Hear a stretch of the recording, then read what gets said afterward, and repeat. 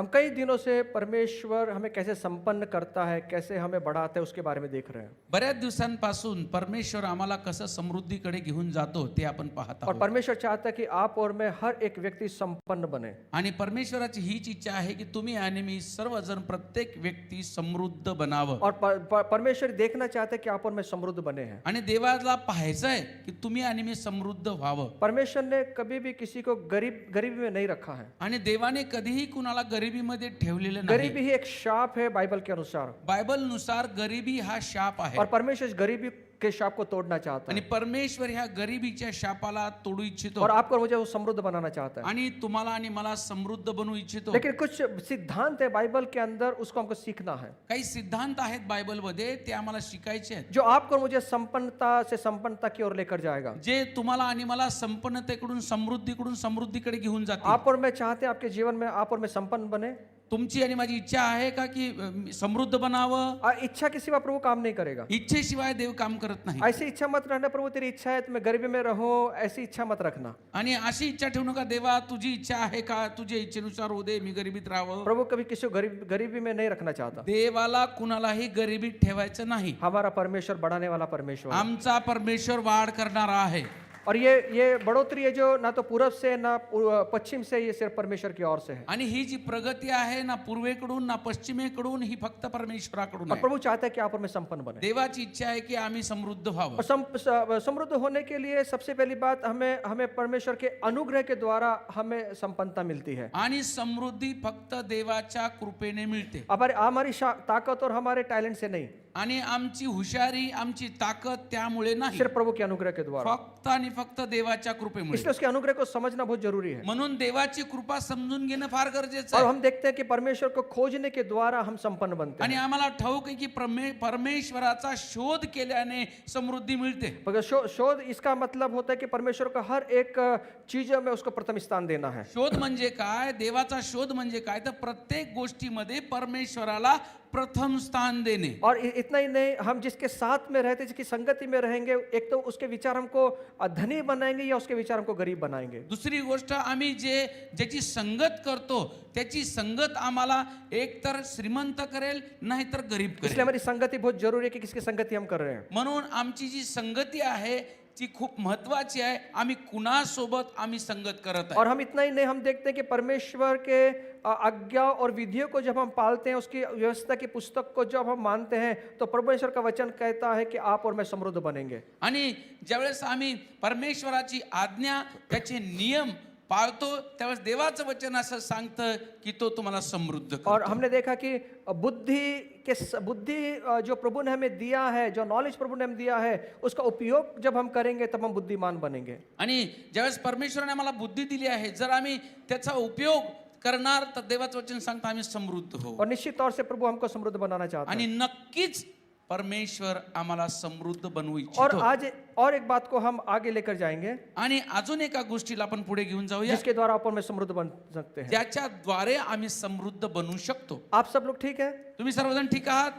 आपको मुझे समृद्ध बनना है तुम्हाला आणि मला समृद्ध बनायचं तो आहे. और एक बात आप नोट कर लीजिए। अजून एक गोष्ट तुम्ही नोट करून घ्या. जब आप भजन संहिता इसका 92 52 अध्याय इसका 12 से 14 वचन जब पढ़ते हैं, आणि ज्यावेळेस स्तोत्र संहिता 92 12 ते 14 वाचतो, यहाँ पर परमेश्वर कहता है कि जो धर्मी लोग हैं वो खजूर की नई फूले और फलेंगे, इसका मतलब है वो समृद्ध होंगे। आणि जे नीतिमान आहेत ते खजुराप्रमाणे समृद्ध होतील. और वो लेबनोन के देवदार की नाई बढ़ते जाएंगे। आणि ते लबानोनासारखे देवदारू सारखे वाढत जातील. परमेश्वर ने यह वादा किया है, देवाने ह्या ठिकाणी अभिवचन दिले. ये वादा किया है परमेश्वर ने कि आप और मैं खजूर की नाई फलेंगे और फूलेंगे। आणि देवाचं वचन सांगतं की आम्ही खजुराप्रमाणे फल देणार आहोत, वाढणार आहोत. और जो देवदार के पेड़ है उसके समान हम बढ़ेंगे। आणि देवदारू जो आहे त्या झाडाप्रमाणे आम्ही वाढणार आहोत. लेकिन इसका बढ़ोतरी का कारण क्या है? हे जी प्रगती आहे याचं कारण काय आहे? इसका एक ही कारण है, त्याचं एकच कारण आहे. 13 वचन में लिखा है, 13व्या वचनात लिहिले, वह यहोवा के भवन में रोपे जाकर हमारे परमेश्वर के आंगनों में फूलेंगे और फलेंगे। आणि परमेश्वराच्या अंगणामध्ये आम्ही रोलेलो आहोत आणि आम्ही फलणार आहोत आणि फळ देणार आहोत. आहोत. परमेश्वर के आंगन में, जो परमेश्वर के मंदिर के आंगन में, उसके भवन में जो रोपे गए हैं, परमेश्वर का ये वादा उनके साथ में वो समृद्ध होंगे. आणि जे परमेश्वराच्या अंगणामध्ये रोवलेले आहेत, देवाचं वचन सांगतं की ते समृद्ध और होतील. इतना नहीं, आगे कहते हैं पुराने होने पर भी, वृद्ध होने पर भी वे फलते रहेंगे और रस भरित और लहलाते रहेंगे. आणि ते जुने होऊन सुद्धा, म्हातारे होऊन सुद्धा ते फळ देतील, रसभरीत टवटवीत फळ और देतील. ये वादा परमेश्वर ने यहाँ पे किया है. आणि परमेश्वराने ह्या ठिकाणी अभिवचन दिलेलं जब हम आहे. खुद को परमेश्वर के आंगन में रोपित होने का निर्णय जब लेते हैं, तो परमेश्वर ने यहाँ पे वादा किया कि हर एक जीवन, वो जीवन जो रोपा गया है, वो फलेगा और फूलेगा. आणि जे परमेश्वराच्या अंगणामध्ये रोवलेले आहेत, स्वतःला रोवलेलं आहे त्यांनी, देवाचं वचन सांगतं की त्यांची भरभराट नक्कीच आहे. और परमेश्वर ने हमें क्यों बनाया है? तो फलने और फूलने के लिए बनाया आणि है. परमेश्वराने कशासाठी बनवलेलं आहे?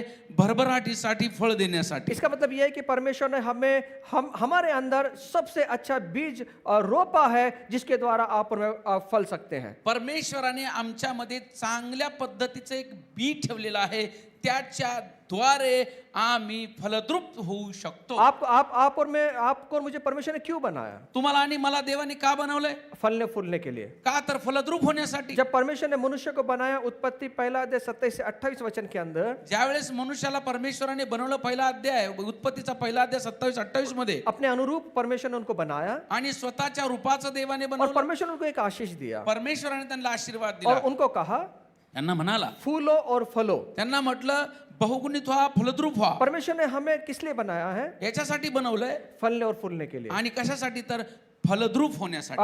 हम समृद्धि की ओर जाएं, इसलिए प्रभु ने हमें बनाया है. आम्ही समृद्धीकडे जावं म्हणून देवाने बनवलं. इसलिए यूहन्ना 10:10 में भी ये बात लिखा है. म्हणून योहान 10:10 मध्ये सांगितलंय, यीशु मसीह ने यहाँ बोला है, येशू ख्रिस्त म्हणाला, मैं आया हूँ मी आलो जीवन देने के लिए जीवन और देण्यासाठी बहुतायत का जीवन देने आणि के लिए. विपुलतेचं जीवन बहुतायत देण्यासाठी. का जीवन क्या होता है? विपुलतेचं जीवन काय असतं? फलदायक जीवन होता है, फलदायक जीवन असतं. सफल जीवन होता है, सफलतेचं जीवन असतं. समृद्धि का जीवन होता है, समृद्धीचं जीवन असतं. फलने और फूलने वाला जीवन होता है. फलद्रूप होण्याचं जीवन असतं. ये वादा प्रभु ने हमसे किया हे है. अभिवचन देवाने दिलेलं ये आहे. हम सबके साथ में जो यीशु मसीह पर विश्वास करके जो चलते हैं, उनके लिए ये वादा है कि परमेश्वर ने वादा कि वो सब लोग समृद्ध बनेंगे. आणि येशू ख्रिस्तावर जे विश्वास ठेवून चालणारे जे आपण सर्वजण आहोत, त्या सर्वांसाठी हे देवाचं अभिवचन आहे, आम्ही फलद्रूप होणार आहोत.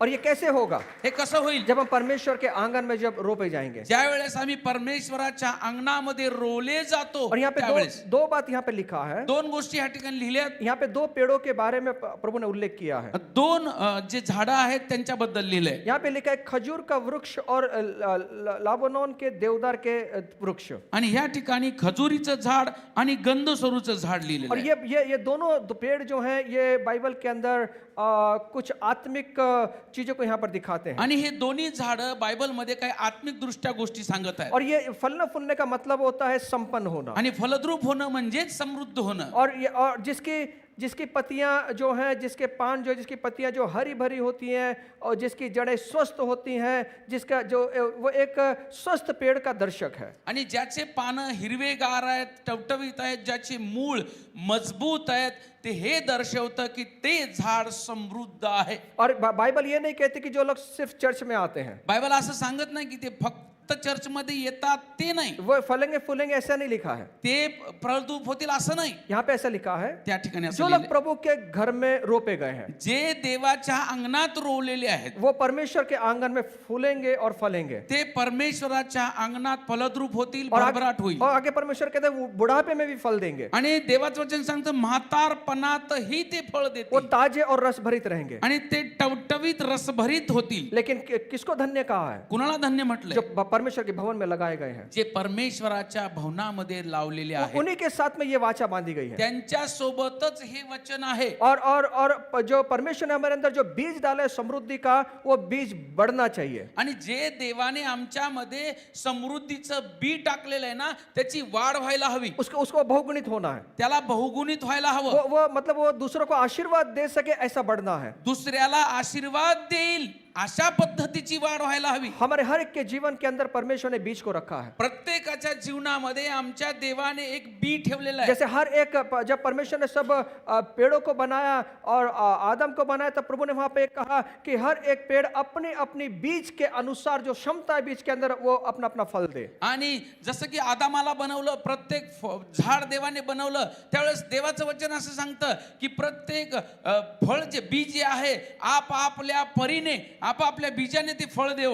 परमेश्वर ने हमारे अंदर भी एक अच्छा बीज रखा है। परमेश्वराने सुद्धा आमच्यामध्ये एक बी ठेवलेलं वो आहे. बहुगुणित होने वाला बीज रखा है, समृद्धि होने वाला बीज रखा है। बहुगुणित होणारं समृद्ध होणारं बी आहे. इसलिए इस बीज को अच्छी मिट्टी में आपको मुझे डालना है। म्हणून हे जे बी आहे ना, चांगल्या मातीमध्ये टाकायचं आहे. और अच्छी मिट्टी कहाँ पे मिलने वाली है? चांगली माती कुठे मिळेल? परमेश्वर के आंगन में, परमेश्वराच्या अंगणामध्ये, खुदा के आंगन में। देवाच्या जब अंगणामध्ये. हम खुद को वहां पे रोपेंगे तो प्रभु का वचन निश्चित तौर से कहते हैं 30 गुना, 60 गुना और 100 गुना वो फल आणि पाएगा। त्या ठिकाणी जर तुम्ही ते बी पेराल, लावाल, तर नक्कीच देवाचं वचन सांगतं 30 पट, 60 पट आणि 100 पट फळ देईल. और बाइबल कहती है कि ये कहता है कि आप और मैं कहाँ रोपे गए हैं, इस बात को बड़ा ध्यान से रखना है। आणि आम्ही कुठे लावलेले आहोत हे लक्षपूर्वक पाहायचं आहे. आप और मैं परमेश्वर के आंगन में रोपे जाना है, इस बात का ध्यान रखना है। आणि आम्ही देवाच्या अंगणात रोवले जावे हे लक्षात ठेवा. और यहाँ पे परमेश्वर ने धर्मी लोग खजूर के वृक्ष के समान तुल्य किया है, आणि जे नीतिमान लोक आहेत ना, त्याची तुलना खजुराच्या झाडाच्या बरोबर केलेली और आहे देवदार के पेड़ के अनुसार किया है। आणि गंधसुरूच्या झाडासारखं केलेलं और आहे. हम जो खजूर के पेड़ की विशेषता को देखते हैं, आणि खजुराचं झाड आहे त्याची आपण विशेषता पाहूया. खजूर के झाड़ को आपने देखा होगा। आणि खजुराचं झाड तुम्ही पाहिलं असेल. खजूर का झाड़ किस तरह का होता है, खजुराचं झाड कशा पद्धतीचं असतं आप देख सकते हैं स्क्रीन के ऊपर। स्क्रीनवर तुम्ही पाहू शकता. अब यहाँ पर जो धर्मी खजूर के पेड़ के समान फलेगा फूलेगा, इसका क्या मतलब है? आणि जो धर्मी आहे, नीतिमान आहे, खजुराच्या झाडासारखा फलद्रूप होईल, याचा काय अर्थ आहे? खजूर का जो पेड़ है एक विजय को दर्शाता है, खजुराचं जे झाड आहे ना, विजयाला वो दर्शवतं, धार्मिकता को दर्शाता है, ते नीतिमत्तेला वो दर्शवतं, बहुतायत को दर्शाता है। ते विपुलतेला दर्शवतं. और ये सुंदर जो पेड़ है, ये एक विजय को दर्शाने वाला पेड़ है। आणि विजयाला दर्शवणारं हे झाड आहे. जब आप पुराने जमाने जब देखोगे, जब ग्रीस में जो एथलेटिक्स होता था, जो प्रतियोगिता में जो उतरते थे, आणि ज्या वेळेस प्रतियोगिता म्हणजे स्पर्धा असायची, त्यावेळेस ते स्पर्धेमध्ये ज्यावेळेस उतरायचे ग्रीस जगह पर, आणि त्या ग्रीस जागेवरती तब जो भी वहां जीतता था, त्या ठिकाणी जो कोणी जिंकायचा, उसको एक खजूर की डाली दी जाती थी, त्याला एक खजुराच्या झाडाची फांदी दिली और वो जाते. उसका ये दर्शक था, आणि त्याचं एक दर्शक होतं, वो जीत गया है। तो जिंकलेला और आहे. ये प्रथा बाद में रोम में शुरू हो गया, आणि नंतर ती प्रथा रोम मध्ये सुरू और झाली. हम यीशु मसीह के जीवन में भी वही देखते हैं। येशू ख्रिस्ताच्या जीवनात आम्ही तेच पाहतो. जब यीशु मसीह यरूशलेम में विजय पाने के लिए जब जा रहे थे, तो लोगों के हाथों में खजूर की ढालियां थी, आणि येशू ख्रिस्त यरूशलेमेमध्ये ज्यावेळेस जात होते विजयासाठी, त्यावेळेस लोकांच्या हातामध्ये त्या खजुरीच्या ढाळ्या होत्या. और मसीह जब जा रहे थे यरूशलेम में, तो वहां विजय को दर्शाता है। आणि यरूशलेममध्ये तो जातोय ना, तर तो ती ढाळी विजयाला दर्शवते. खजूर का पेड़ का दर्शक ये है कि आप और मैं विजयशाली लोग बन जाएं। आणि खजुराच्या झाडाचा अर्थ असा आहे, तुम्ही आणि मी विजयशाली असावं. आप और मैं समृद्धि की ओर बढ़े, तुम्ही आणि मी समृद्धीकडे वाढावं. आप और मैं हारा हुआ जीवन ना जिए। तुम्ही आणि मी हारलेलं जीवन जगू नये. जो विजेता होता है, उसके अंदर उसके हाथ के अंदर ये डाली दी जाती है, खजूर की डाली दी जाती है। आणि जे विजेता असायचा त्याच्या हातामध्ये ही ढाळी दिली जब जायची. यीशु मसीह जब यरूशलेम प्रवेश कर रहे हैं, तो कैसे प्रवेश कर रहे हैं? विजय लेकर वो प्रवेश कर रहे आणि हैं। येशू ख्रिस्त ज्यावेळेस यरूशलेमेत प्रवेश करत होते, त्यावेळेस ते विजयाची डाळी घेऊन प्रवेश करत होते. विजय को मना रहे थे। विजय उत्सव मनवत होते. आपका और मेरा जीवन वैसे होना चाहिए। तुमचं आणि माझं जीवन सुद्धा हम असंच विजय का असावं. उत्सव कब बनाएंगे? आम्ही विजय उत्सव आम्ही करावा. जब हमारे पास में पैसा होगा, जब हमारे पास में अच्छी चीजें होगी, तब हम विजय को बना सकते हैं। ज्यावेळेस आमच्याकडे चांगल्या वस्तू, आमच्याकडे धन असेल, पैसे असतील, त्यावेळेस आम्ही उत्सव करतो. इसलिए परमेश्वर की यही इच्छा कि आप और मैं एक विजयशाली जीवन जिए, हर एक जीवन के हर एक क्षेत्र में। म्हणून देवाची इच्छा आहे प्रत्येक क्षेत्रामध्ये आम्ही विजयशाली जीवन जगावं. हम विजयशाली जीवन जिए, आम्ही विजयशाली जीवन हम जगावं. रोने वाला जीवन ना जिए, आम्ही रडणारं जीवन जगू नये. हम फलने और फूलने वाला जीवन जिए। आणि आम्ही फलद्रूप आणि वाढ आणि भरभराटीचं जीवन जगावं. आपने गुब्बारे को देखा है? तुम्ही फुगा पाहिला का? आप गुब्बारे को क्या करते हैं? काय करतात? फुलाते हैं। कैसे फुलाते हैं? कसं फुगवतात? हवा और उसको हम अच्छा लगता है ना फूलने के बाद में गुब्बारा, आणि फुगा फुगल्यानंतर चांगला दिसतो, हवा निकलने के से अच्छा नहीं लगता हो. हवा निघून गेल्याच्या नंतर चांगला नाही दिसत. कई बार जिंदगी में जीवन की यात्रा करते ऐसी घटनाएं होती है कि हमारी हवा निकल जाती है. आणि बऱ्याच वेळा जीवनाचा प्रवास करत असताना आमची हवा बऱ्याच वेळा जाते इसे गुब्बारे गुब्बारे के जैसा बनना है, गुब्बारे को बांध के रखने की हवा ना निकले. आणि त्या फुग्याला बांधून ठेवायचंय की त्याची हवा जाऊ नये. हमारा परमेश्वर हमें फूलने के लिए बुलाया है, आणि आमचा परमेश्वर आम्हाला ते फलद्रूप होण्यासाठी बोलवलेला आहे, समृद्धि के लिए बनाया है परमेश्वर. समृद्धीसाठी बनवलेलं आहे. और धर्मी ये जो ये इसको एक ईमानदारी का प्रतीक भी माना जाता है. आणि याला इमानदारीचं प्रतीक सुद्धा मानलेलं आहे. विश्वास जो जो लोग परमेश्वर के साथ विश्वास योग्य हैं, सही चाल को अपने जीवन में चलते हैं, परमेश्वर निश्चित तौर से उनको समृद्ध करेगा. आणि जे विश्वासू आहेत, जे परमेश्वराच्या दृष्टीने चालतात, चांगल्या पद्धतीने चालतात, देव त्यांना समृद्ध करतो. देवदार का जो पेड़ है वो एकदम सीधा खड़ा होता है. आणि गंधसरूचं जे झाड आहे ते एकदम सरळ असतं, वो लंबा और मजबूत होता ते है. उंच असतं आणि मजबूत असतं. ये कम से कम 120 फुट 37 मीटर से अधिक ऊंचाई तक ये जा सकता है. 120 फुटांपेक्षाही अधिक उंच ते जाऊ तो शकतं. खजूर और देवदार दोनों जो पेड़ हैं ये ताकतवर और सीधा खड़े होने वाले पेड़ हैं. आणि खजुरीचं झाड आणि गंधसरूचं झाड दोन्हीही मजबूत आणि सरळ जाणारे और जो आहेत. अपने जीवन को सरलता से प्रभु के साथ में जो जीवन चलाते हैं, जो परमेश्वर का वादा है, वो समृद्ध बनेंगे. आणि जे परमेश्वराच्या समोर सरळतेने जीवन जगतात, देवाचं अभिवचन आहे ते समृद्ध होते. और आमोस की किताब में 7 और 8 वचन में लिखा है, आणि आमोसच्या पुस्तकात 7वा अध्याय आणि 7 ते 8 वचनामध्ये वहां सांगितलं. पे एक वड़म्बा वो साहुल लगाया गया है. आणि त्या ठिकाणी वळंबा दाखवलेला आहे. और वड़म्बा इसके लिए यूज किया जाता है, हमारे भाई जब काम करते जो मिस्त्री लोग हैं उनके पास में ये वड़म्बा होता है. आणि जे मिस्त्री लोक काम करतात त्यांच्याकडे हा वळंबा असतो. और ये एक डोरी के सिरे पर लटका होता है. आणि हे एक दोरीमध्ये ते अडकवलेला असतो. ये इस प्रकार का साहुल है. आणि हा असा प्रकारचा वळंबा आहे. वड़म्बा कहते हैं इसको. इसको ह्याला वळंबा म्हणतात. ये इसके लिए काम आता है, जो दीवार टेढ़ी है उसको सीधा करने के काम आता है. आणि जी भिंत वाकडी आहे तिला सरळ करण्याचं काम हे करतं. और ये जो आप ये मिस्त्री लोगों के पास में ये मिलेगा आपको. आणि हे मिस्त्रीकडे तुम्हाला मिळेल. वो दीवार ऐसे ऐसे बांध के चला नहीं जाता. आणि असंच ती भिंत बांधत नाही जात. जब यहाँ पर आमोस को परमेश्वर बात करता है, आणि आमोसाला परमेश्वर बोलतो, तब वो यहाँ पे कहता है कि लोगों के जीवन के अंदर एक साहुल को लगा दे. आणि लोकांच्या जीवनामध्ये तू वळंबा लाव. इसका मतलब है कि लोगों का जीवन ठीक है कि नहीं इसको देख ले तू. म्हणजे काय तर लोकांचं जीवन व्यवस्थित आहे का नाही हे पहा. आमोस यही बताना चाहते हैं इजराइल लोगों के जीवन के अंदर बहुत सारे संदेश से आए, भविष्य वक्ता आए, लेकिन इजराइल लोगों ने उनकी बात नहीं सुनी. इस्रायल लोकांच्या जीवनामध्ये बरेचसे संदेश आले, भविष्यवादी आले, पण त्यांचं जीवन त्यांनी त्याच्या पद्धतीने केलं नाही. इसलिए परमेश्वर ने उसे कहा कि एक साहुल को ले ले और सबके जीवन को तू नाप ले. म्हणून परमेश्वराने सांगितलं की एक वळंबा घे आणि त्याच्याने तू त्यांचं माप घे. और बहुत बड़ी रस्सी लेकर आए. मेरे को लगता है बहुत बड़ा जीवन, आत्मिक जीवन को ऐसा बनाना है. आणि खूप मोठी रस्सी आलेली आहे. असंच आमचं जीवन बनवायचं आहे. और ये साहुल अपने जीवन में हमेशा के लिए लगाना है. आणि नेहमीसाठी हा वळिंबा आमच्या जीवनात लावायचा आहे. जब मिस्त्री जब काम करते हैं, ईंट को रखते हैं, आणि ज्यावेळेस मिस्त्री ईट बांधकाम चालू वो असतं बार बार ये करते रहते हैं. आणि नेहमी हे लावत असतात.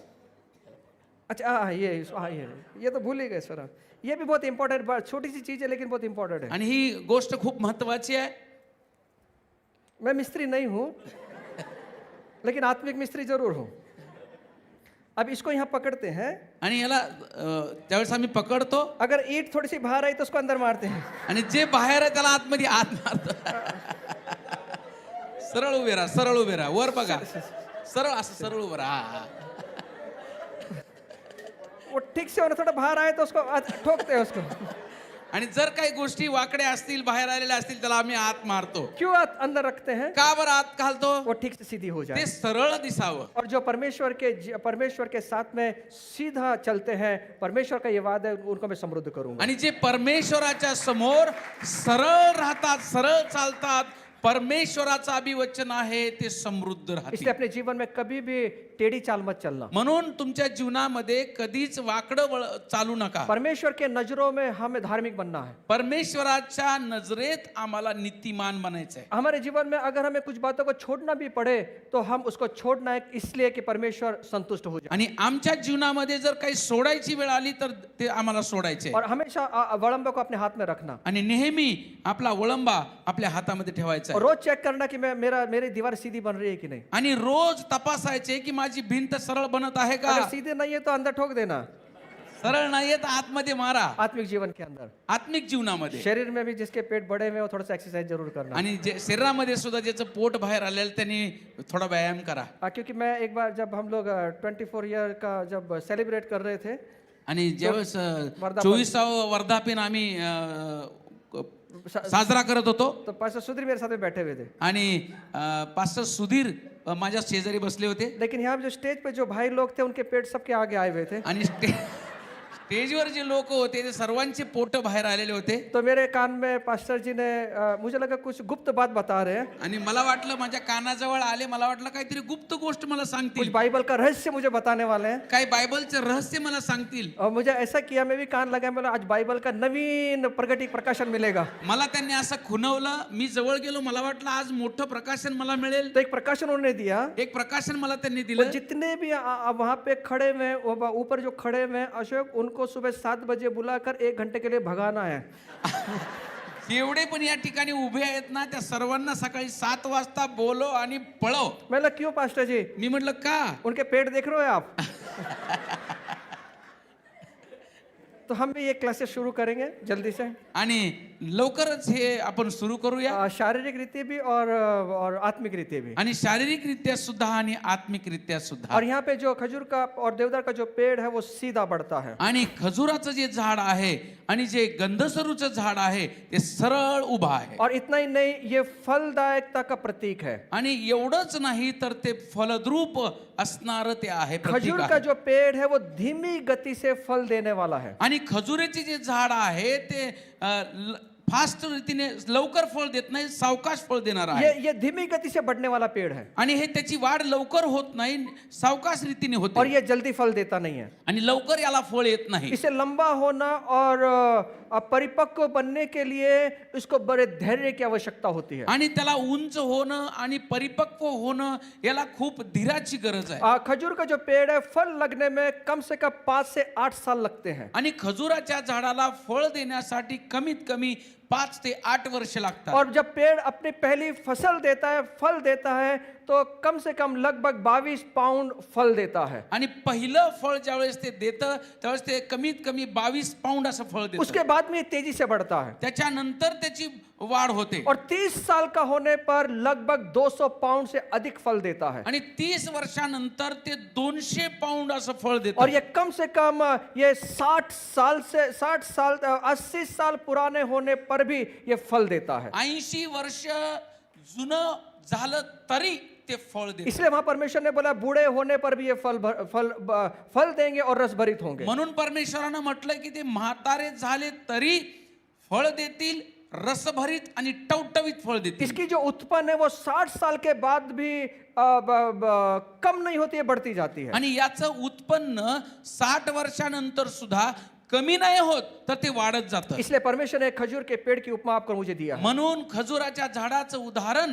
देवाने आम्हाला दिलेलं आहे इसलिए इसको अगर हमें रोपना है, अच्छी भूमि पे इसको लगाना है। म्हणून चांगल्या जमिनीमध्ये हे लावायचं आहे अगर अच्छी भूमि पे लगाएंगे तो 30 गुना 60 गुना और 100 गुना फल लाएगा। चांगल्या जमिनीत जर आम्ही लावलं तर 30 पट 60 पट 100 पट मिळेल इसलिए यिर्मयाह 17:8 वचन कहता है, म्हणून यिर्मया 17:8 मध्ये सांगतं जो वृक्ष लगाए गए हैं जे झाड लावलेलं ये आहे जल के किनारे लगाए गए हैं, हे नदी पाण्याच्या किनाऱ्याजवळ लावलेलं और ये आहे पानी के किनारे लगाए हुए हैं, पाण्याच्या किनाऱ्याजवळ और लावलेलं आहे इनकी जड़ें जो हैं ये नाले के किनारे फैली हैं। आणि यांचे जे मूळ आहे त्या पाण्याच्या जवळ आहेत और जब गर्मी आएगी तब ये डरते नहीं है। आणि ज्या वेळेस हे पाण्याजवळ लावलेले झाड आहे हे ज्यावेळेस उन्हाळ्याच्या वेळेस घाबरत नाही और ये गर्मी में भी ये इनके पत्ते हरे होते हैं, आणि गरमीच्या दिवसात उन्हाळ्यात सुद्धा ह्यांची पानं हिरवी असतात और ये सूखे के वर्ष में कभी चिंता नहीं करते। आणि ज्यावेळेस आकाश दुष्काळ येतो त्यावेळेस हे चिंता करत नाहीत ये फल देना बंद नहीं करते। हे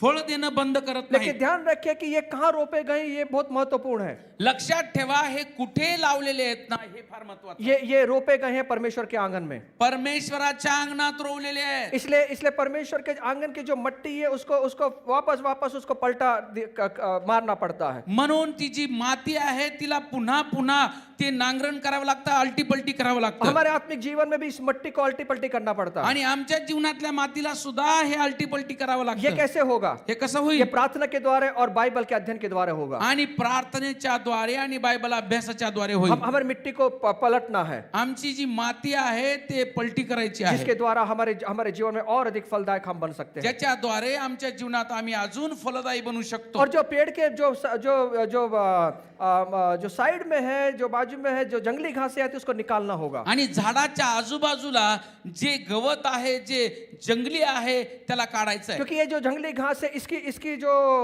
बढ़ोतरी है वो रुका देगी। आणि हे जे जंगली गवत आहे, जंगली जे झाडं आहेत, याची वाढ होऊ देणार नाही, इसलिए उसको निकालना पड़ता है। म्हणून त्याला काढावं लागतं. हमारे आत्मिक जीवन में भी ऐसी बहुत सारी जंगली घासें आकर पैदा हो जाती है जो हमको आगे नहीं बढ़ने देती। आणि आमच्या आत्मिक जीवनामध्ये सुद्धा असे जंगली गवत, जंगली झाडं, झुडपं आम्हाला वाढू देत नाहीत. और ये जंगली झाड़े शायद इस दुनिया का आकर्षण होगा, मोबाइल होगा, जो भी होगा उसको उसको हमको निकालना है। आणि हे जंगली जे झाडं आहेत, हे जगाचं आकर्षण असू शकतं किंवा मोबाईल, इतर गोष्टी असू शकतात, त्याला काढायचं आहे. वो हमें बाइबल के वचन में और प्रार्थना में आगे बढ़ना है। आणि आम्हाला बायबलच्या वचनामध्ये आणि प्रार्थनेमध्ये पुढे जायचं आहे. और तब हम जाकर हम समृद्ध बन पाएंगे। त्यावेळेस आम्ही समृद्ध बनू शकतो. और ये स्थिरता का एक प्रतीक है।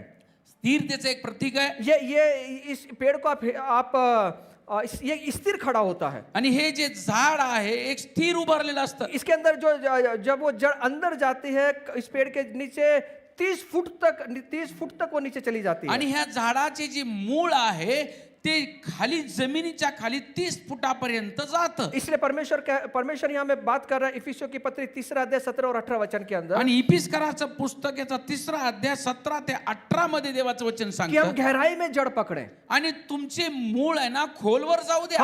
हमें एकदम अंदर गहराई तक अपने जीवन को लेकर जाना है। आमचं जीवन खोलापर्यंत न्यायचं आहे. और यहाँ यिर्मयाह 17-18 में वही लिखा है। इर्मया 17-18 मध्ये तेच लिहिलंय. इनकी जो जड़ें हैं पानी के गहराइयों तक पहुंचती है। आणि यांचे जे मूळ आहे पाण्याच्या खोलापर्यंत जातात.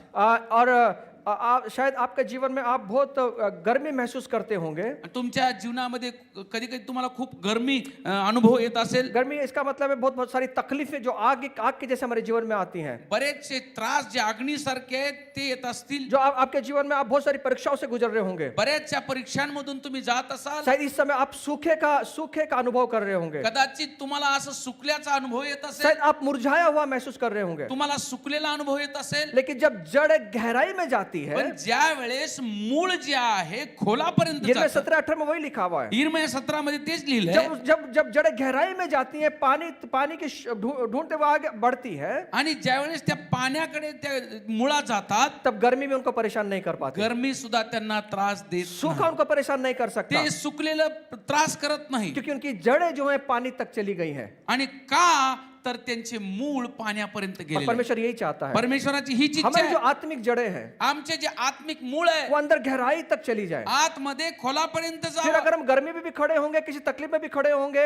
हमें उसका परिणाम नहीं होगा। कारण का तर आम्ही गर्मीमध्ये असू दे, त्या त्रासामध्ये असू दे, त्याचा परिणाम आमच्यावर होणार नाही. देखिए पतरस रात भर उसने कष्ट किया है, आणि पेत्राने रात्रभर कष्ट केले, उसे कुछ नहीं मिला है, त्याला काही भेटलं एक नाही. मछली नहीं मिली है। एक मासा नाही भेटला. जब यीशु मसीह वहां उसकी नाव में बैठ गए ज्यावेळेस येशू ख्रिस्त त्याच्या नावेत और बसले यीशु मसीह ने कहा गहराई में चलो, आणि येशू ख्रिस्ताने सांगितलं खोलामध्ये जा. हमारा जीवन सिर्फ समुद्र के किनारे वाला जीवन नहीं चाहिए, हमारा जीवन गहराई में चलने वाला जीवन चाहिए। आमचं जीवन समुद्राच्या किनाऱ्यावरचं नको, तर आतमध्ये खोलातलं पाहिजे. किनारे पे का जो जीवन है वो नए लोगों के लिए है। आणि किनाऱ्याचं जीवन आहे नवीन लोकांसाठी. चमत्कार का जीवन, चमत्कारिक जीवन, चमत्काराचं जीवन. प्रार्थना किया, चमत्कार हो गए। प्रार्थना केली, चमत्कार झाला. लेकिन जो अंदर जाते हैं, गहराई में जाते हैं, जे खोलामध्ये आतमध्ये जातात उनको परमेश्वर का दर्शन और परमेश्वर का स्वरूप मालूम चलता त्यांना है। परमेश्वराचं दर्शन आणि परमेश्वराचं स्वरूप कळतं. जब पतरस यीशु को अंदर लेकर गया, ज्यावेळेस पेत्राला येशू आतमध्ये घेऊन गेला, तब उसको समझ में आया ये मसीहा है। त्याला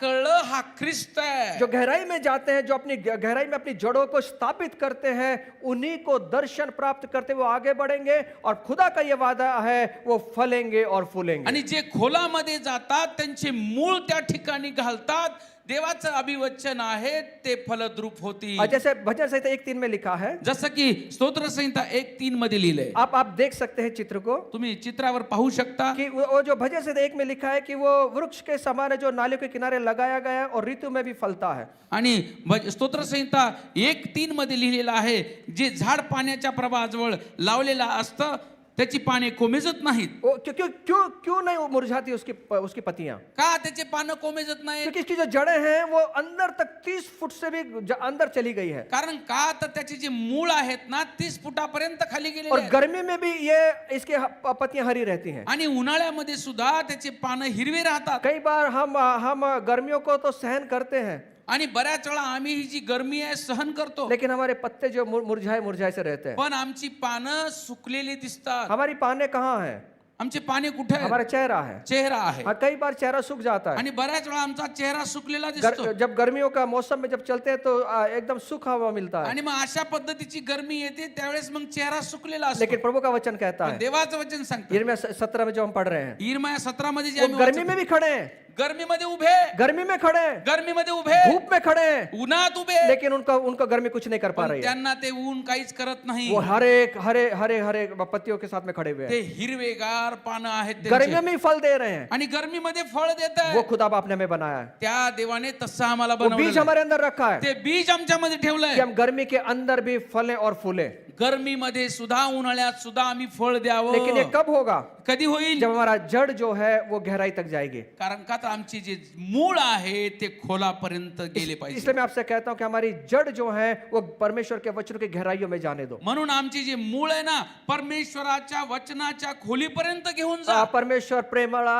आहे, परमेश्वर क्षमाशील है, इतना मत रहो, और भी आगे चलो थोड़ा सा. आणि परमेश्वर प्रेमळ आहे, परमेश्वर दया करणारा आहे, एवढ्यापर्यंतच राहू नका, अजून खोलापर्यंत जा. परमेश्वर मारता भी है, डांटता भी है, तोड़ता भी है, फोड़ता भी है और फिर से बनाता है. परमेश्वर रागावतो पण, मारतो पण, तोडतो, फोडतो आणि पुन्हा बनवतो. और परमेश्वर खड़ा करता है. परमेश्वर उभं करतो. वो सिर्फ हम इतना ही हम पढ़ते हैं, प्रभु दयालु है, प्रभु प्रेमल है, प्रभु क्षमा करने वाला है, लेकिन अग्नि भी है. परमेश्वर इस बात को ना भूलें. आणि परमेश्वर दयाळू आहे, प्रेमळ आहे, एवढंच आम्हाला माहिती आहे. पण परमेश्वर अग्नी पण आहे. हे लक्षात घ्या. परमेश्वर अग्नि से भस्म करने वाला भी है. अग्नीने भस्म करणारा पण आहे. ये बात को भी हम समझ पे. ही गोष्ट सुद्धा आम्हाला माहित पाहिजे. इसलिए वो अंदर की जो गहराइयां हैं उसको हम पकड़े अपने जीवन में. आतमधली जी खोली आहे ना तिला आम्हाला पकडायचंय. और मेरा खुदा का वादा है ये कि आप और मैं समृद्ध बन जाएंगे. देवाची अभिवचन आहे देवाचं की तुम्ही आणि मी समृद्ध होणार. और इतना ही नहीं, ये खजूर का जो पेड़ है वो लचीला होता है. आणि खजुराचे जे झाड आहे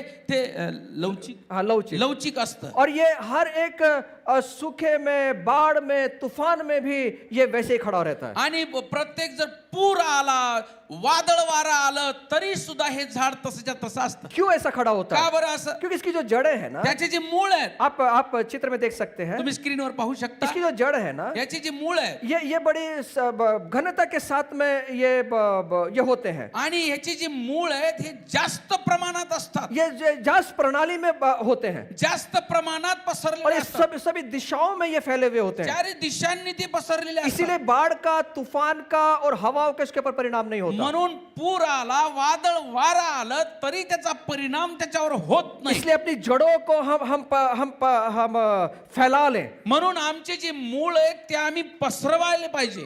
इसलिए कि हम एकदम उसके कारण मजबूत बन जाएंगे. त्याच्यामुळे आम्ही मजबूत होणार. और कोई भी हवा और तूफान भी अगर इस पर जाएगा, इसको जड़ के साथ में उखाड़ नहीं पाएगा. कोणतंही वादळ वारा आलं तरी ह्या मुळांना कोणी उपटू शकत नाही. और ये इसको कोई उखाड़ के फेंक नहीं सकता, याला कोणी उपटून टाकू शकत नाही. क्योंकि ये जड़ों से घिरा हुआ है. कारण का तर ह्याच्या मुळा आहेत ना त्या पसरलेल्या आहेत आणि मुळांनी ते और घेरलेले ये आहेत जड़ उसको गिरने नहीं देती. आणि याच्या मुळा त्याला पडू देत नाहीत. इसलिए आप और मैं ये बड़े आत्मिक तौर से हम भी इसी तरह बन जाएं कि अपनी आत्मिक जड़ों को फैला ले, जिसके द्वारा आप और मैं गिर ना सके. आणि तुम्ही आणि मी सुद्धा आत्मिक मूळ जे आहे ते आमचे आत्मिक मूळ पसरावे, वाढवावे, याच्या कारणाने आम्ही पडणार नाही. और जो हवाएं जब चलती हैं, जब आप समुद्र के किनारे जाओगे तो बड़ी बड़ी हवाएं वहां चलती हैं, भारी समुद्र हवाएं चलती हैं. किनाऱ्यावर जेव्हा तुम्ही जाल तुम्ही पाहाल की मोठे मोठे वादळ वारा त्या ठिकाणी और येतो. ये खजूर के पेड़ कोई भी टूटता नहीं है. आणि हे खजुराचं झाड कोणतंच तुटत नाही, पडत नाही. अगर ये झुक भी जाए तो ये टूटेगा नहीं. आणि हे जरी वाकले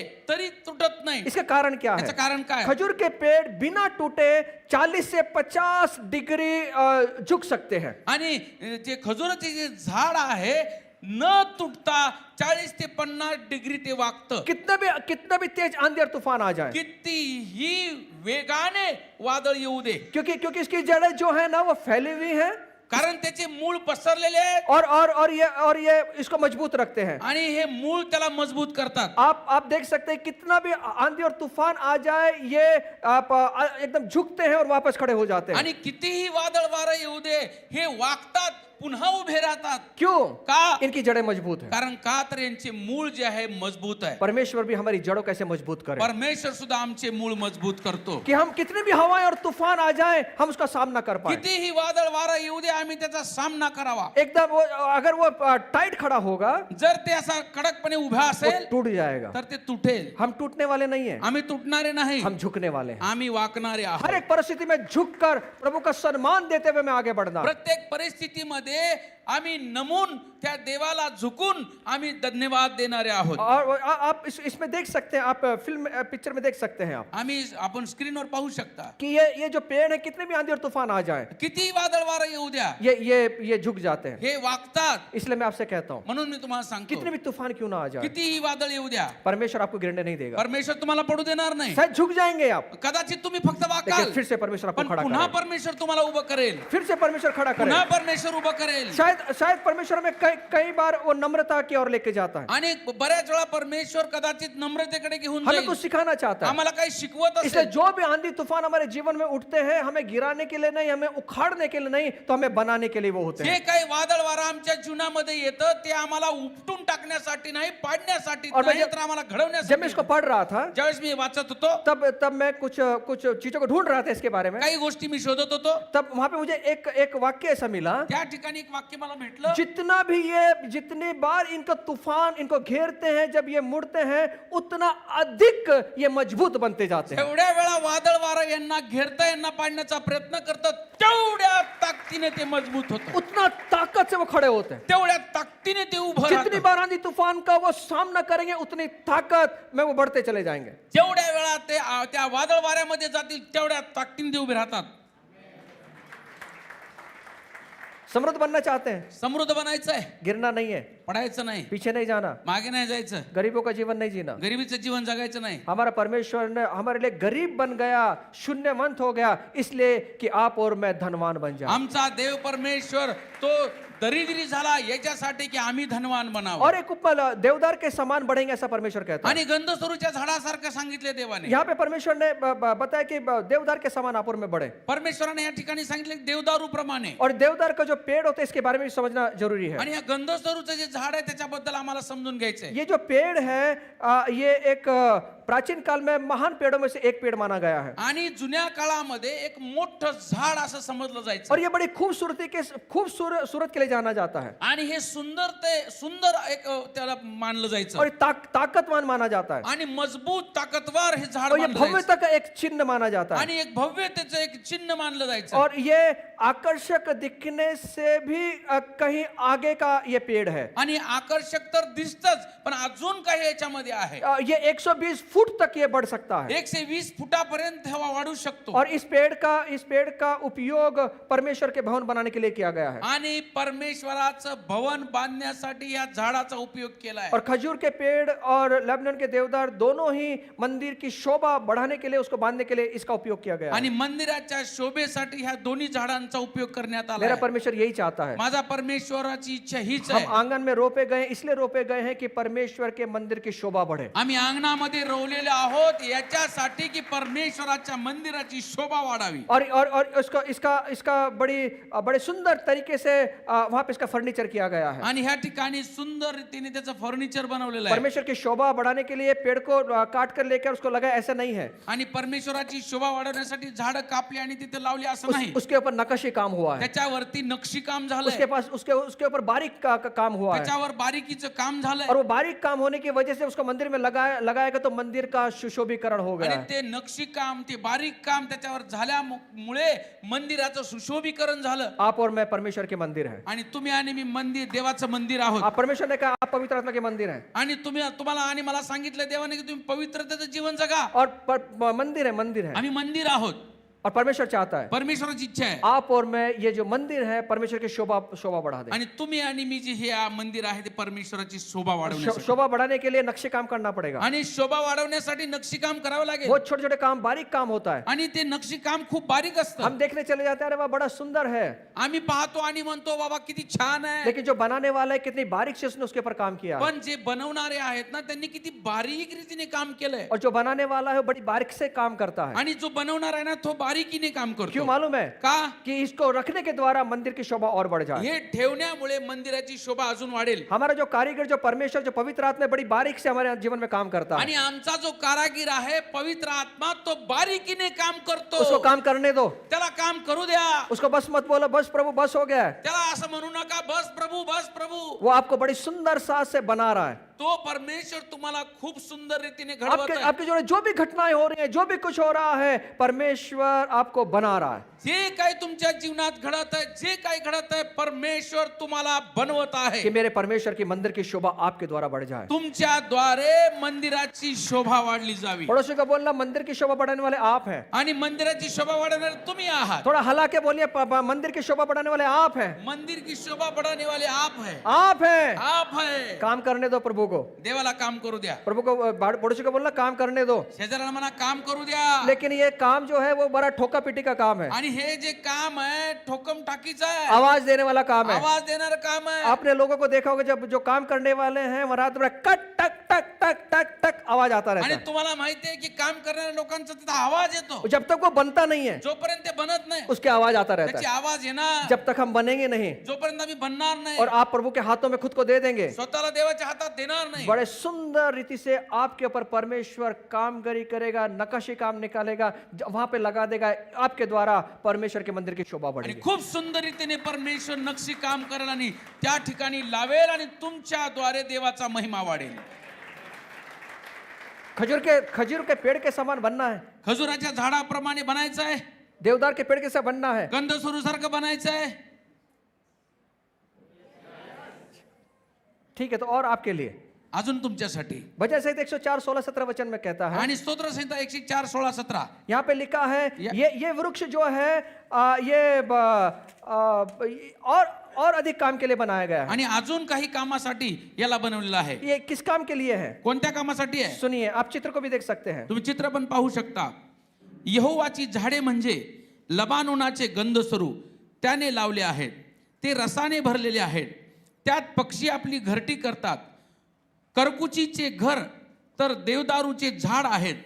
उंच पर्वत रान बकऱ्यांसाठी आहेत आणि कडे सशांचे आश्रय आहेत. क्यों एक विशेष उद्देश्य के लिए प्रभु ने इस पेड़ को बनाया है. विशेष उद्देशासाठी देवाने याला बनवलंय. क्या उद्देश्य है? काय उद्देश आहे? चिड़िया आकर उस पे घोंसला बनाए, आणि करकोची येऊन त्याच्यामध्ये घरट बनवेल. घर बने, घोंसला बनाए. क्यों बनाए? कशासाठी घरट बनवेल? क्योंकि परमेश्वर चाहता है कि लाभ ने जो देवदार का पेड़ है उसका विशेष उद्देश्य के लिए बनाया गया है. इसलिए चिड़िया आकर उसमें बसेरा करती हैं, आश्रय स्थान करती है, इसलिए प्रभु ने उसको बनाया है. आणि त्याच्यामध्ये परमेश्वराने का बनवलंय? पाखरं येऊन, चिमण्या येऊन त्याच्यामध्ये घरट करून आश्रय घेण्यासाठी. ये सिर्फ पेड़ सुंदर दिखने के लिए नहीं है. हे झाड फक्त सुंदर दिसण्यासाठी नाही, इससे और भी बड़ा उद्देश्य प्रभु ने रखा है. अजून मोठा उद्दिष्ट परमेश्वराचा वो आहे. उद्देश्य क्या है? उद्देश काय आहे? बहुत सारे पक्षी उसके अंदर बसेरा करें. बरेचसे पक्षी येऊन त्या ठिकाणी आश्रय आप घेतील. और मैं देवदार के पेड़ हैं. तुम्ही आणि मी सुद्धा देवदारूचं झाड और आहे. परमेश्वर चाहता है कि हमारे जीवन के अंदर बहुत सारे लोग आश्रय प्राप्त आणि करें. परमेश्वराची इच्छा आहे तुमच्या आणि माझ्या जीवनाच्या द्वारे अनेक लोकांना आश्रय मिळावा. वो आश्रय आज आश्रय ढूंढ रहे हैं लोग. लोक आज आश्रय शोधत आहेत. वो लोग ढूंढ रहे हैं परमेश्वर को. ते परमेश्वराला शोधत आहेत.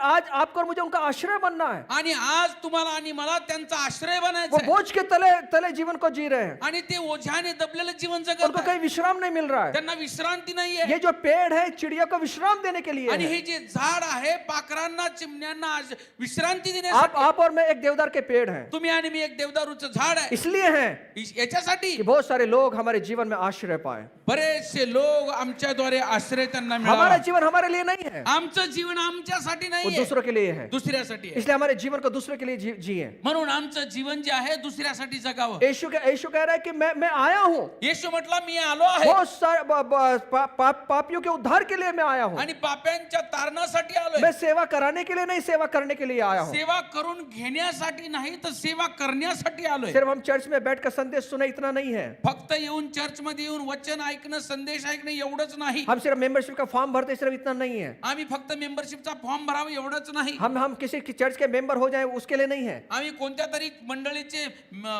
सदस्य व्हावे याच्यासाठी नाही हम और कहीं बढ़कर है। आणि अजून आम्ही काहीतरी त्याच्यापेक्षा मोठी हम आहोत हम लोगों को आश्रय देने के लिए, आम्ही लोकांना आश्रय देणारे हम लोगों आहोत को आशीषित करने के लिए। आम्ही लोकांना आशीर्वादित करण्यासाठी आहोत. हमारा जीवन आशीषित करने वाला जीवन है दूसरे लोगों को। दुसऱ्यांना आशीर्वादित करण्याचं जीवन आमचं आहे हमें लोगों को बढ़ाना है, आम्हाला लोकांना वाढवायचं आहे हमें लोगों को आगे लेके जाना आम्हाला है। लोकांना पुढे घेऊन जायचंय क्या अभी भी अपने लिए जीवन जी रहे हैं? काय अजूनही तुम्ही स्वतःसाठी जगत यह आहात जीवन अपने लिए जीने का नहीं है, हे जीवन स्वतःच जगण्यासाठी ये नाहीये जीवन दूसरों के लिए आश्रय देने के लिए है। हे दुसऱ्यांना आश्रय देण्यासाठी आहे और जो परमेश्वर के आंगन में रोपे गए हैं वो समृद्ध होंगे। आणि जे परमेश्वराच्या अंगणामध्ये रोवलेले आहेत ते आशीर्वादित आणि समृद्ध होतील. क्यों रोपे गए हैं? का रोवलेले आहेत हम देख रहे हैं एक एक चीज को, आम्ही एक एक गोष्ट पाहतोय और ये जो पेड़ है ये एकता को भी दिखाता है। आणि हे जे झाड आहे ना एकतेला सुद्धा दर्शवतं और भजन संहिता 133:1 में कहा है आणि स्तोत्र संहिता 133:1 मध्ये म्हटलंय कि भाइयों का मिलना कितना कितना मनोहर है। आणि बंधुजनांचं एकत्र येणं किती मनोरम आहे इसकी जो जड़ है ना इसके जो जड़ है ना एक दूसरे को पकड़ कर चलती है। आणि याचे जे मूळ आहे एकमेकांना पकडून चालणार आप आहे देख सकते हैं चित्र में तुम्ही चित्र पाहू शकता वो कैसे एक दूसरे को पकड़े हुए हैं। आणि एकमेकांना कसं पकडलेलं आहे क्यों पकड़े हुए हैं? का पकडलेलं आहे क्योंकि ये अगर एक इनका अगर एक मूल जो है या जड़ है अगर वो निर्जीव भी हो जाए आणि याचं एखादं मूळ निर्जीव जरी झालं और ये दूसरे जड़ में अगर चली जाए आणि दुसऱ्या मुळामध्ये जरी गेलं वो जो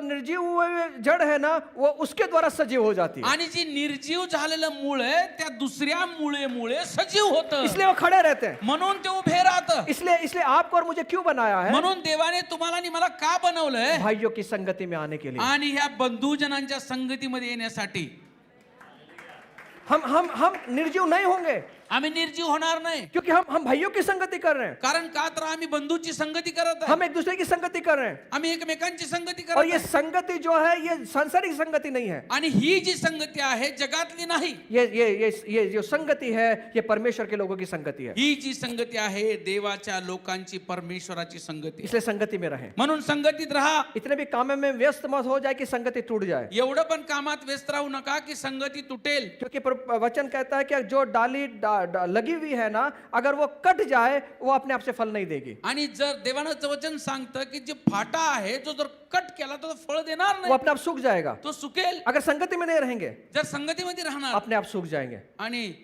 अपने आप सूख जाएंगे, आणि आपोआप सुकून जाईल अपने आप सूख कर मर जाएंगे। आपोआप सुकून मरेल अपने को जिंदा रखना है, आपल्याला जिवंत ठेवायचं आहे अपने को सजीव रखना है, स्वतःला जिवंत तो ठेवायचं आहे. परमेश्वर की संगति में आ जाए, परमेश्वराच्या संगतीमध्ये या खुदा के लोगों की संगति में आ जाए, देवाच्या लोकांच्या संगतीमध्ये या सेल ग्रुप में आ जाए, सेल ग्रुप मध्ये या प्रार्थनाओं में आ जाए, प्रार्थनेमध्ये या जहां जब भी मीटिंग होती है वहां पे अपने को खुद को शामिल कर लें जिथं कुठं मीटिंग होते तिथं तुम्ही स्वतःला सहभागी करा और वहां पे आप प्रोत्साहन मिलेगा आपको। स्वतःला प्रोत्साहन मिळेल आमीन। आमेन आप खुश नहीं है, समझ रहा है?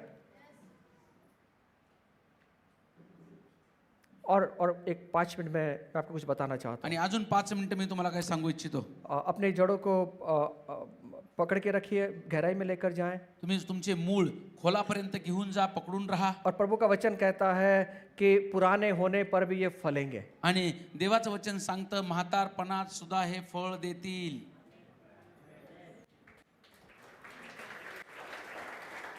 बुढ़ापे में भी रस भरित रहेंगे। आणि म्हातारपणात सुद्धा हे रसभरीत टवटवीत असतील 30 साल की उम्र में पूरा भड़ियों का रस निकल जाता है। आणि 30 वर्षामध्येच संपूर्ण रस निघून जातो गुडघे दुखतात, गुडघे क्यों दुखते हैं मालूम है? गुडघे दुखतात का दुखतात ये क्यों दुखते हैं मालूम है? हे जे जॉइंट आहेत का दुखतात? इसके अंदर एक एक एक एक लिक्विड होता है। याच्यामध्ये एक तेल असतं. हाँ, तेल। अगर वही सूख गए ना तो कड़कड़ आवाज आता है, कड़कड़। आणि ते जर तेल सुकलं तर मग हे हाडं कडकड वाजतात. अगर तेल होगा तो कड़कड़ नहीं बजेगा। आणि तेल असेल तर वाजणार नाही.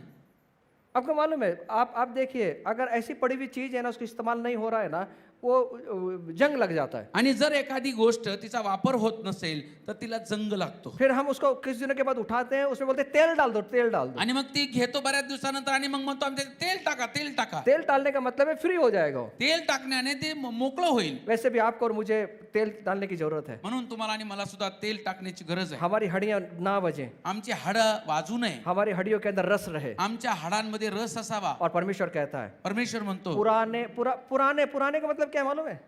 पुराणे म्हणजे जुने म्हणजे काय? बूढ़े। बुढे, म्हातारे. एक बार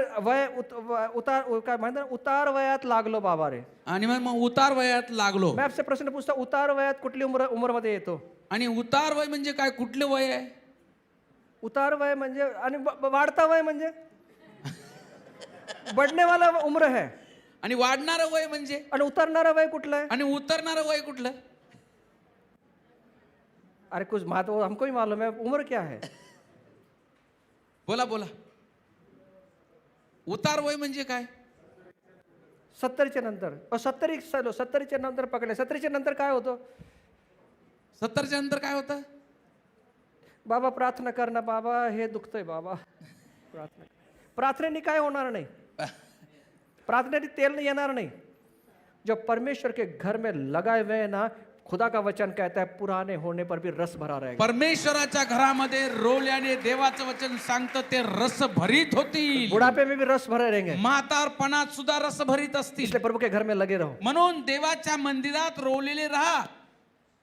परमेश्वर घर में मिलते नहीं परमेश्वराच्या घरात भेटतच नाही. और आते 75 साल में आणि येतात 75 वर्षांनी. झुक के आते, कर दो कुछ तो कर दो। काहीतरी करा. अब्राहम को कब बुलाया मालूम है? अब्राहमाला कधी बोलवलं? बूढ़ा होने पर, म्हातारा झाल्यावर. 75 साल का जब हुआ तब खुदा आपने बोला आजा, 75 वर्षाचा झाल्यावर देव म्हणाला ये, आजा। ये. और खुदा का वचन कहता है देवाचं वचन सांगतं 100 साल में भी वो रस भरित था। 100व्या वर्षी सुद्धा रस भरीत होता.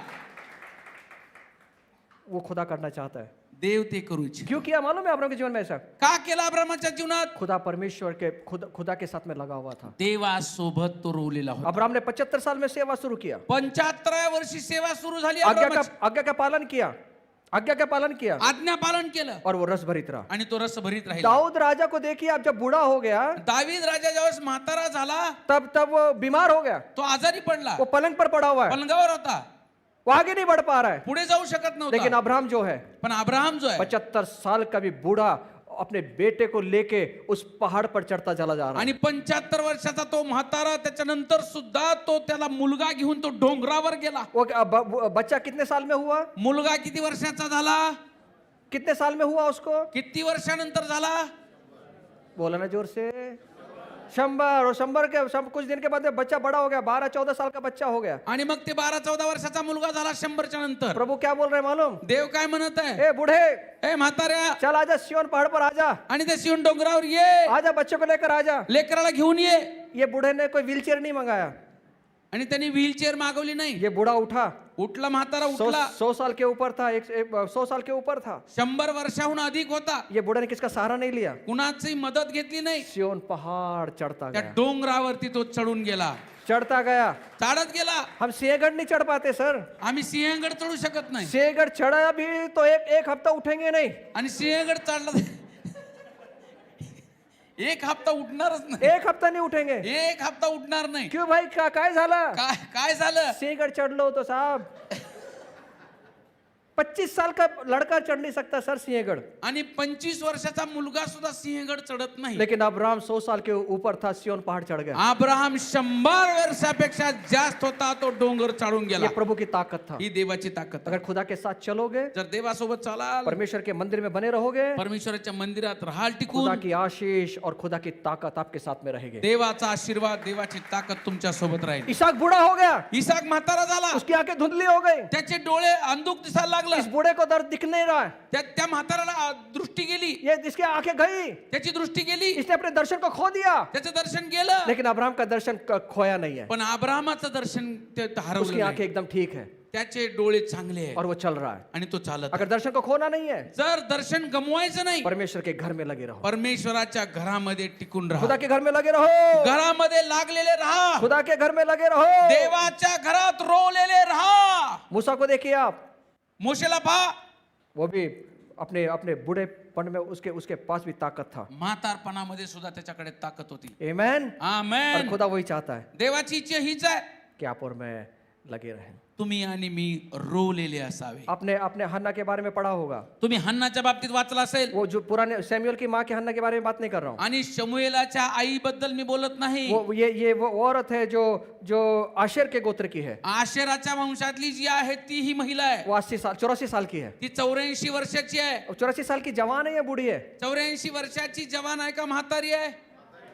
बाइबल कहती है वो बूढ़ी है. आणि बायबल तर म्हणतं म्हातारी आहे. कितने साल की है? पण किती वर्षाची आहे? 84 साल की. और क्या कर रही है? काय करत आहे? 84 साल में 84 वर्षी उपवास कर रही है. उपवास करत आहे. अपन एक दिन उपवास, आधे दिन उपवास किया तो चक्कर आके गिरते हैं. आणि आज सुद्धा आम्ही उपवास केला तर चक्कर येऊन पडतो. आधा दिन. अर्धा दिवस. और ये तो पता नहीं कितने दिन उपवास कर रही है. माहित नाही किती दिवस उपवास करत होती. बूढ़ी है, म्हातारी आहे. लेकिन खुदा का वचन कहता है देवाचं वचन सांगतं 84 साल के अंदर भी परमेश्वर के मंदिर में सेवा करती है उपवास और प्रार्थना के द्वारा. 84व्या वर्षी सुद्धा मंदिराच्या देवाच्या मंदिरामध्ये उपवास आणि प्रार्थना करत आहे. आराधना कर रही है. आराधना करत एक आहे. बूढ़ी औरत, म्हातारी. और पुराने होने पर भी लहलाते रहेंगे, रस भरे रहेंगे. आणि म्हातारे झाले तरी टवटवीत आणि रस भरीत असणार आहे. आमेन. आमेन. ये क्यों हुआ? का झालं? क्यों हुआ? का झालं? क्योंकि ये मंदिर को छोड़ती नहीं थी. कारण का तर ही मंदिर सोडत नव्हती. ये मंदिर में बनी रही.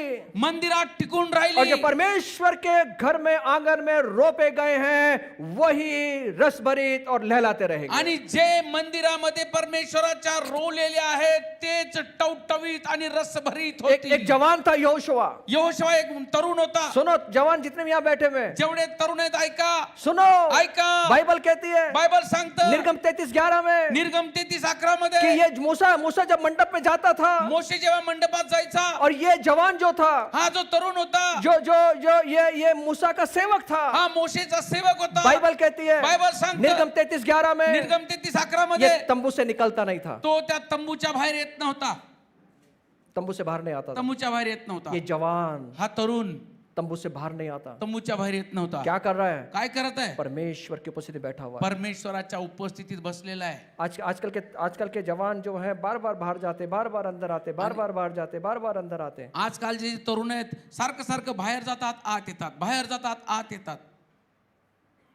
कभी नहीं करना ऐसा जवान लोग. आणि तरुणांनो ऐका, असं कधी करू नका. परमेश्वर की उपस्थिति में बैठे हैं ना, परमेश्वराच्या उपस्थितीत बसलात ना, जब तक खत्म नहीं, जब तक आखिर की प्रार्थना नहीं होती तब तक छोड़कर नहीं जाना. शेवटची प्रार्थना जोपर्यंत होत नाही तोपर्यंत सोडून जाऊ नका. खुदा बाप आपके जीवन में रस भर रहा है, देव तुमच्या जीवनात रस भरत आहे, ताकत भर रहा है. ताकद भरत आहे. इतना भी परमेश्वर से ज्यादा आपके जीवन में कोई भी इमरजेंसी काम नहीं होना है. परमेश्वरापेक्षा जास्त कोणतंही इमर्जन्सी काम तुमच्या जीवनात असू नये. कुछ लोग देखते हैं सभा शुरू है, वचन शुरू है, मोबाइल आता है, सभा चालू आहे, मोबाईल येतो आणि जातात. 20-25 मिनट के बाद काम हो गया, वापस अंदर.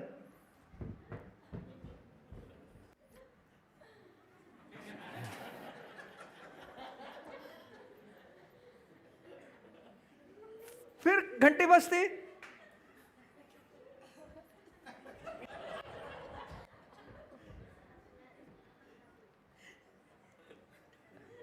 क्या बात, क्या समझ में नहीं आया. खजूर के पेड़ के बारे में क्या बताया पता नहीं. खजूर बद्दल काय सांगितलं माहित नाही. एक ही सुना हो, खजूर खजूर खजूर कुछ तो बोल रहे थे. आणि खजूर खजूर काहीतरी म्हणत तो होते. पास्टर को तो खजूर के बारे में आज शायद 1 किलो खजूर लेके जाए उसके लिए. खजूर मांग रहा है शायद. कदाचित पास्टर खजूर मागत आहेत. बहुत खजूर की जरूरत है उसको. अरे भाई एक बार प्रभु के मंदिर में आके बैठ गया, प्रभु क्या बात करना चाहते उसको ठीक से तो सुन ले। और खुदा का वचन कहता है बूढ़े होने तक तू कभी बीमार नहीं होगा, बूढ़े होने तक तेरी ताकत खत्म नहीं होगी, बूढ़े होने तक तू भागता रहेगा, चलता रहेगा, और जो खुदा ने तेरे लिए रखा है वो पूरा करेगा। आमेन, आमेन। आमेन। ये खुदा का वचन है हे देवाचं अभिवचन जो आहे हमें ताकत देता जे आम्हाला ताकद देतं। है। आमेन। आमेन। ये बूढ़ी औरत ही म्हातारी स्त्री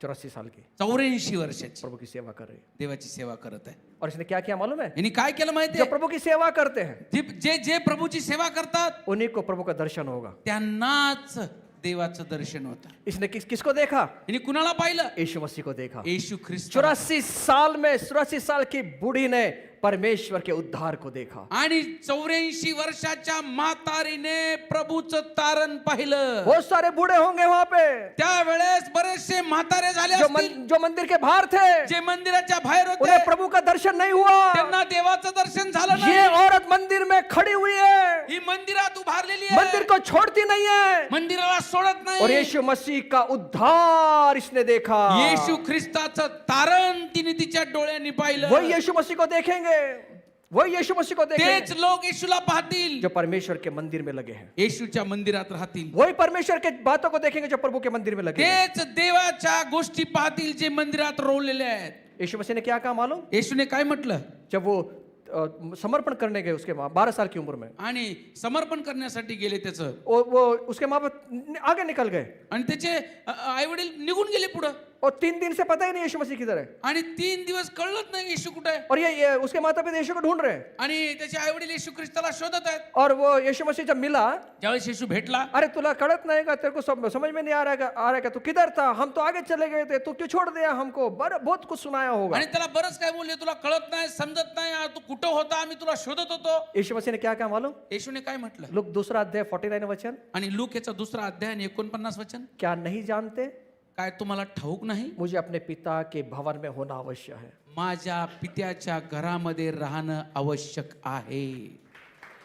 यीशु क्या कह रहा है? येशू काय म्हणत आहे? मुझे पिता के घर में रहना है। मला माझ्या पित्याच्या घरामध्ये राहायचंय। यीशु का उद्देश्य था। येशूचं हे उद्देश होता। सुनिए, ऐका, क्या हम आंगन में रोपे गए हैं काय आम्ही अंगणात रोवलेले आहोत या हम आने जाने वाले हैं? का आम्ही येणारे जाणारे? रोपने का मतलब क्या है? रोवणं म्हणजे काय? एक जगह पे स्थिर होना। एका जाग्यावर स्थिर राहणं। तब आपकी जड़े आत्मिक जड़े त्यावेळेस- गहराई पकड़ेगी। आणि त्यावेळेस तुमचे जे मूळ आहे ते खोलापर्यंत जातील। क्या आपके बच्चे मंदिर में रोपे गए हैं? काय तुमची मुलं मंदिरात रोवलेले आहेत? आपका परिवार मंदिर में रोपा गया है? तुमचा परिवार मंदिरात रोवलेला आहे? आपके रिश्तेदार रोपे गए हैं? तुमचे नातेवाईक रोवलेले आहेत? अगर नहीं रोपे गए, नाही, जर रोवलेले मैं नाहीये आपसे विनंती करता हूँ, तर मी तुम्हाला विनंती करतो, अपने बच्चे को रोपे, तुमच्या लेकरांना मंदिरामध्ये रोवा, अपने परिवार को मंदिर में रोपे, आपल्या संपूर्ण परिवाराला मंदिरामध्ये रोवा, कुछ ना कुछ सेवा दे बच्चों को। काहीतरी त्यांना सेवा द्या। चलो आज हम मिलकर, मैं और मेरा घराना प्रभु की सेवा करेंगे। चला आज आम्ही मिळून, मी आणि माझं घराणं मिळून परमेश्वराची सेवा करू। मैं सुनने वाला नहीं हूँ, मी ऐकणारा नाही, मैं परमेश्वर के भवन में काम करने वाला व्यक्ति हूँ। मी परमेश्वराच्या घरात काम करणारा आहे। ये औरत 84 साल की औरत क्या कौन बनी मालूम है? ही 84 वर्षाची म्हातारी कोण बनली? भविष्यवक्ता। भविष्यवक्ता बनली। वरदान मिले। तिला वरदान जो मिळाले। परमेश्वर के घर में सेवा करते हैं उन्हीं को वरदान दिया जे जाता है, परमेश्वराच्या घरात सेवा करतात त्यांनाच वरदान दिलं जातं। उन्हीं को वरदान दिया जाता है। त्यांनाच वरदान दिलं और ये जातं। किसके लिए वरदान है? आणि हे कुणासाठी ये मेरे वरदान? लिए नहीं है, माझ्यासाठी ये नाही, परमेश्वर के मंदिर की शोभा को बढ़ाने के लिए है। परमेश्वराच्या मंदिराची शोभा वाढवण्यासाठी आहे। इसलिए जो करें हम रोपे जाएं। जे आम्ही, म्हणून आम्ही रोवले जावं। रोपने का मतलब क्या है? रोवणं म्हणजे काय? वहां पे लग जाओ, तिथं लावणं। उखाड़ के कोई लेके ना जाए, कुणीच तुम्हाला उपटून घेऊन जाऊ नये। आप वहां पे लगे रहे। तिथून तुम्ही लागून राहा। आप लगे रहेंगे, तुम्ही लागलेले रोवलेले असाल, अपने आप फल देने वाले बनेंगे। आमेन। समझ में आया? समजतंय का? समृद्धि मिलना है, समृद्धी हवी आहे, संपन्न बनना है, संपन्न व्हायचंय, धनी बनना है, श्रीमंत व्हायचंय, हर एक क्षेत्र में, प्रत्येक क्षेत्रात। पैसों के बारे में भी। पैशाबद्दल, पैसों के बद्दल छोड़ के सब बोलो दादा, अपन पैसे के बारे में बात कर रहे हैं प्रभु।